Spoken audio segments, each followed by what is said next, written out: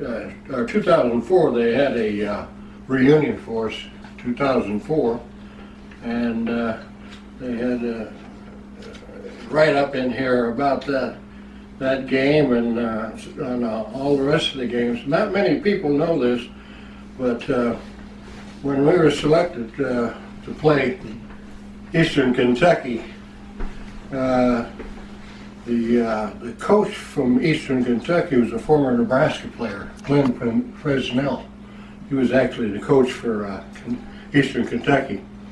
And they earned the nod over Florida State. So it could have been Florida State that we played instead of Eastern Kentucky. But Florida State lost they had 3 losses at the end of the season, so that they discounted them from that. Not many people know that, but we could have been in football, Florida State. The regular Tangerine Bowl program that we had, that was shown on this too, on that game day program. Of course, I don't know if she ever saw the Gateway. At that time, that was the student newspaper called the Gateway. Yeah, still there. Yeah, it's still there. So it's still. This was the print-up of the Tangerine Bowl game from the Gateway Tangerine Bowl Victory Edition, they call it. Students, there was about 200-300 students that went down to the bowl game on trains, buses, and of course it was the hospital that was so beneficial, the beneficiary of the game, and that was a tearjerker to see all those kids like that, you know. So, and the pictures of some of the plays in there that went on. Of course, we missed 2 of our players that made outstanding, most valuable player, and was Bill Englehart, and then Rudy Rotella was our captain. And at that picture here of Rudy at the start of the game with Leanne Merriweather, who was the Miss America at the time, which was quite something. Yeah. He was pretty proud of himself to be able to have a picture with her. I was jealous. I wished I had my picture. The announcer's voice is fantastic. There's Jack Payne. Probably, yeah. You'll probably recognize it immediately. Jack Payne actually did the game for us. Okay, let me set it up really quick.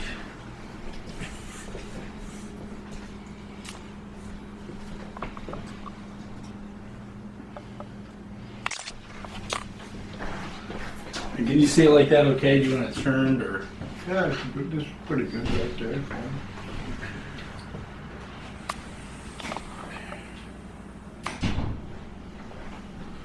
Omaha U lines up, single wing to the right, strong side to right on the Eastern Kentucky 44.5. Englehart cuts back in, driving at the right side, and he's headed belted down, stuffed in there. This big fellow, Frank Messina, would not be moved out. He and Tom Simmons, side by side. That's Jack Payne. We say thanks to you.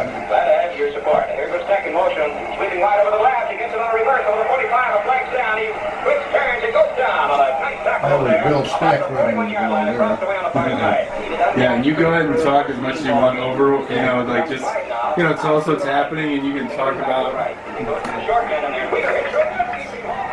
Well, that was one of my few plays that I was able to run.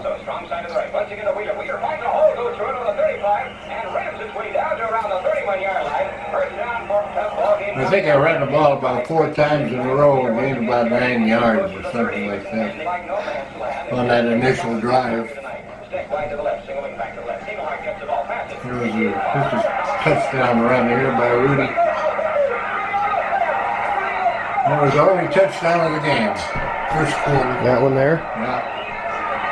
It was the only one of the game. It was the only one of the game.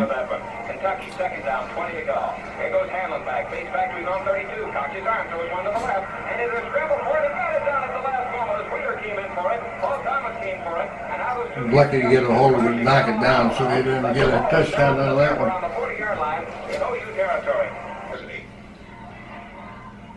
Let's go, we can watch it again when it's Yeah. done. Throws a pass to the near side. It's complete to Wheeler on the 20. Wheeler to the 25. Wheeler down over the 30 to the 33-yard line. Lenderman makes the tackle. It comes back You know, it's been so long, I forgot I even had that many opportunities. Quite frankly. in motion off over to the right. It's Wheeler. Engelhardt pitches the pass to Black to Wheeler. He has it on the 40. Goes to 45. Past one tackler. Past another. Still going. Fights his way over the 50. And Wheeler eats up yards down to the 48-yard line. How about that? Yeah, that brings back a lot of old memories. Yeah, I'm happy to see that. Of course, they're gonna have the whole game, I'm sure, tomorrow, which will be really fun to watch. Yeah, what is it? What is it like watching that?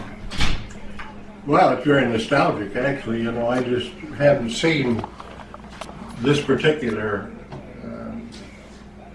video of it, pictures of it. And the ones I saw initially, they were so dark you couldn't hardly tell who was who on there. And of course, there's no audio with it, so when there's no audio, it's hard to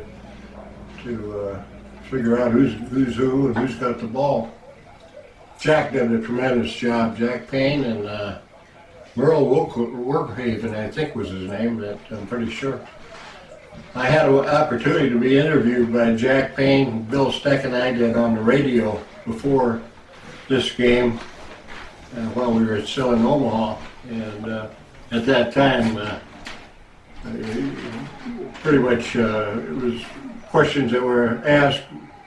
We were really hesitant on even saying too much about it. We were young kids and didn't know how to respond to some of that stuff. It's going to be interesting to talk to Jack Payne, see if he remembers that interview.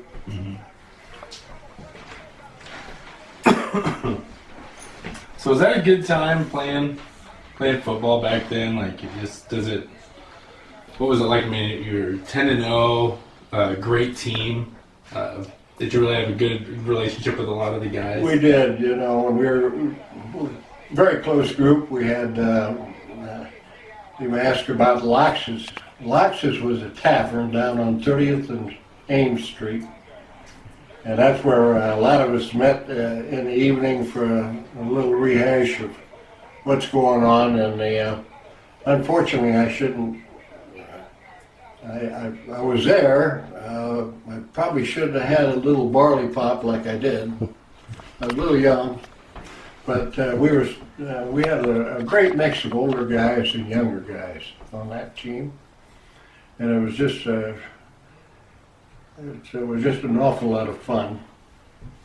We had some of the fellows, of course, had been in Korea and had returned from Korea. So they were in the 23, 24-year-old age group. And I had transferred from Drake University, and I'd come back after the first year, and I was just 18. So, it's quite an age disparity. But we had a lot of young guys, a lot of older guys, and it turned out to be a great mix. Our older guys were great leaders. Rudy being our captain, he was of course, the leader of the whole bunch. And then we had Harry Johnson and of course, Engelhardt. Those guys were just tremendous football players. So it was a lot of fun, a lot of good memories.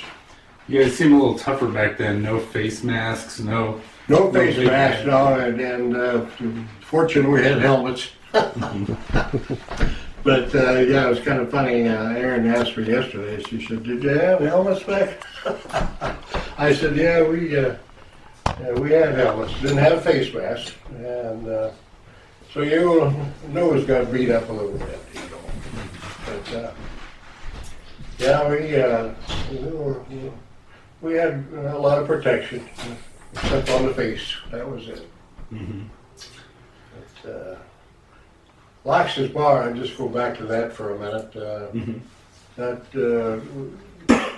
was owned by Don and Al Lox, and they just treated us so well.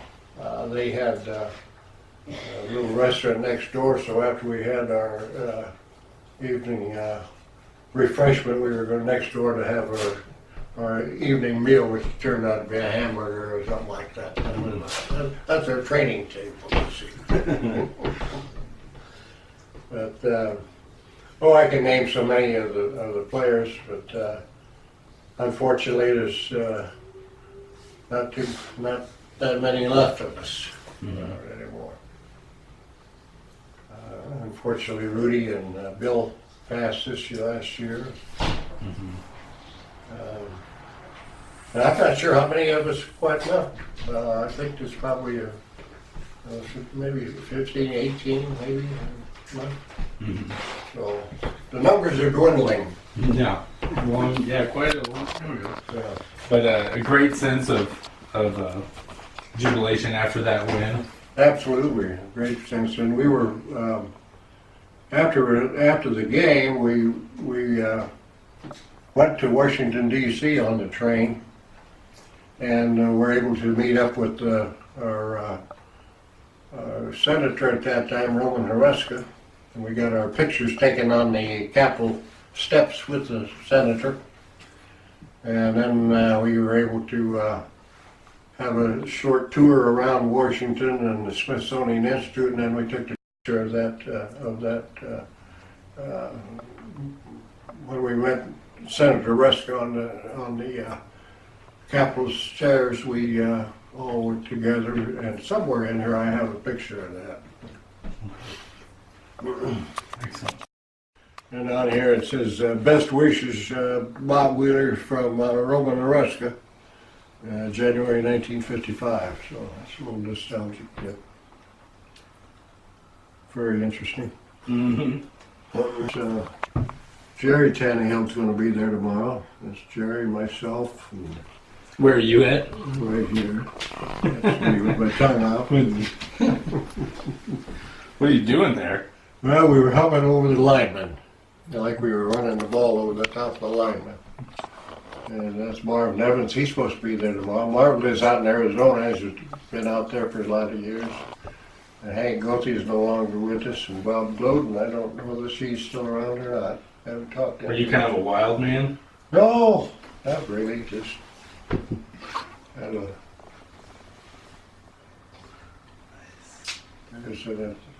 That's Dick Tannehill, Carney, Bill Englehart, myself. We were tasting the oranges before we went down there.